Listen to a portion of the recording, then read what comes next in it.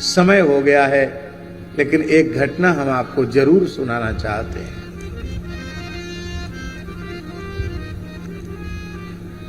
हमारे मोहल्ले में वृंदावन में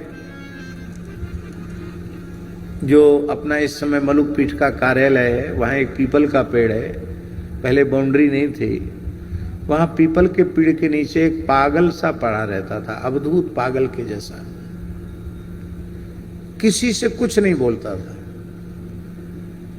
कोई रुपया चढ़ा गया तो चढ़ाने वाले को भी नहीं देखा, उठा के ले जाने वाले को भी नहीं देखा। कोई कपड़ा उड़ा दे रहा है, कोई कपड़ा उठा के ले जा रहा है, उससे भी कोई लेना देना नहीं। महाराज जी, अवस्था ऐसी थी, गुणातीत महात्माओं के जो लक्षण है वो उसमें थे। किसी से नहीं बोलना, वहीं कोई खाने को दे दिया तो खा लेना। खा रहा है वो धूल मिट्टी में ही जमीन में पड़ा हुआ है, अन्न उसी को खा रहा है। तब तक कुत्ता आ गया, खा छीन के ले गया, सुअर ले गया, तो कुत्ते को भी नहीं भगाना, सुअर को भी नहीं भगाना। हम विचित्र महात्मा है, बोलता नहीं किसी से कुछ भी। सुदामा कुटी में उस समय हम निवास करते थे, तो कभी कभी कथा होती थी।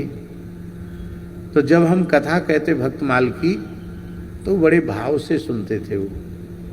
तो हमने ये देखा कि ये कोई है तो साधक, क्योंकि कथा ध्यान से सुनते हैं। एक दिन सुदामा कुटी का माइक खराब हो गया, बाहर वाला। तो वो ये जगमोहन है, उसके बाहर में एक बन्ना की लता थी, वहां आकर बैठ के, पहली बार मैंने देखा, वहां से हट के कहीं दूसरी जगह बैठे उनको, वहां आकर बैठ के कथा सुनने लगे। हमने देखा रे, ये तो यहां आ गए, लगता है बाहर का माइक खराब हो गया। तो कोई ऐसा प्रसंग आया कथा में करुणा का कि हमने देखा उनके नेत्रों से अविरल नीचा सिर किए थे, झरझर झरझर आंसू बह रहे थे। तो पहले तो हम समझते थे कोई पागल है, लेकिन आज समझ में आ गया कि ये कोई महान संत हैं, इनसे बात करना चाहिए। 4-5 साल हो गया था हमको देखते हुए कि इसी अवस्था में वहीं पड़े रहते हैं। बहुत भयंकर ठंड वृंदावन में पड़ती है। पूष का महीना था, खूब कोहरा पड़ रहा था। हम गोपेश्वर महादेव का दर्शन करके, खाक चौक दर्शन करके जाने लगे सुदामा कुटी की तरफ। तो हमने देखा कि उसी भयंकर ठंड में वो पीपल के पास एक कंबल ओढ़ के ऐसे बैठे हैं। मैंने सोचा आज एकांत है, आज इनसे कुछ बातचीत करूं। बोलते तो है नहीं, फिर भी बुलवाने की कोशिश करूं। मैं उनके निकट गया। हमने कहा, श्री सीताराम, राधे श्याम, सीताराम, जय श्री राधे। कुछ नहीं बोले वो। बहुत देर के बाद ऐसे उन्होंने देखा,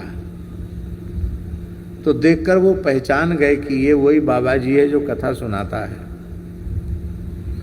तो कुछ बोले नहीं, उन्होंने नेत्रों के इशारे से ऐसे सिर झुकाया, माने उन्होंने हमारे अभिवादन को स्वीकार किया।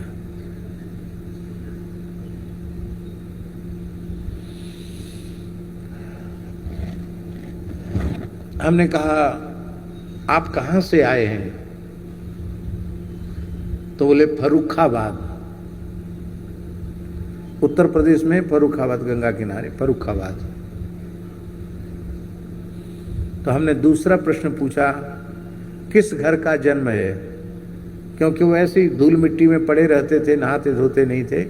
सुअर ले गया, कुत्ता ले गया, फिर भी वो खा रहे हैं। तो हमको लगता था पता नहीं कौन होंगे। मैंने, किस जाति के हो, किस घर में जन्म लिया है, मैंने पूछा उनको। तो उन्होंने कहा, कान्यकुब्ज विप्र कुल में, कान्यकुब्ज ब्राह्मण कुल में जन्म लिया। मैंने तीसरा प्रश्न किया, आप कुछ पढ़े लिखे हैं? बोले हाँ, MSc करके आया हूं। क्या कहा? क्या कहा? MSc करके। अब हमने तो MSc की नहीं, तो हमको क्या पता क्या होता है MSc।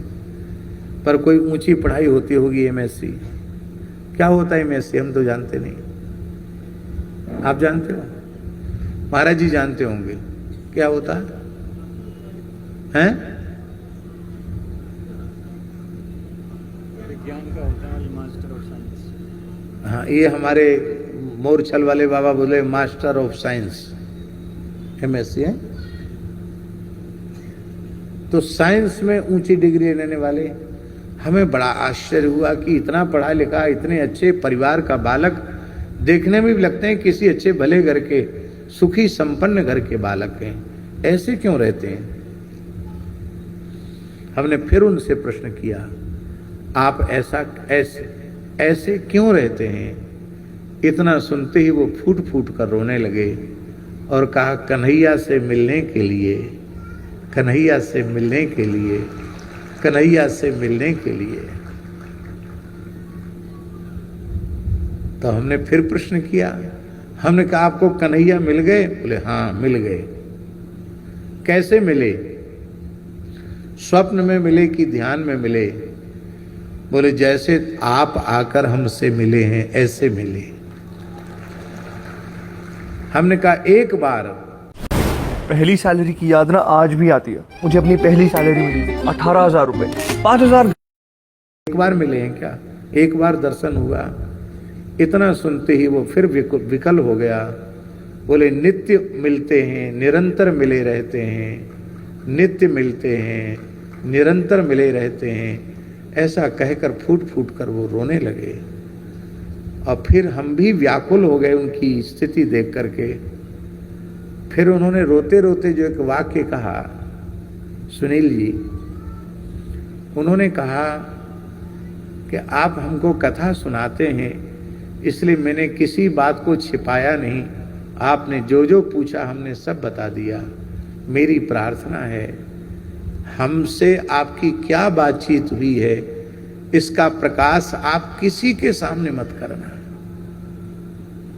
ये वचन आप हमको दीजिए। मैंने कहा जब तक आपका शरीर है तब तक हम इस चर्चा का किसी के भी सामने प्रकाश नहीं करेंगे। फिर थोड़े ही समय बाद, शायद इस घटना के 1-1.5 वर्ष के बाद, स्वाभाविक रीति से उनका शरीर शांत हो गया। उनको लोग यमुना जी ले गए और अब आज उनका शरीर जब नहीं है तब हम उनका पवित्र स्मरण करके आज भी हम उनका स्मरण करते हैं।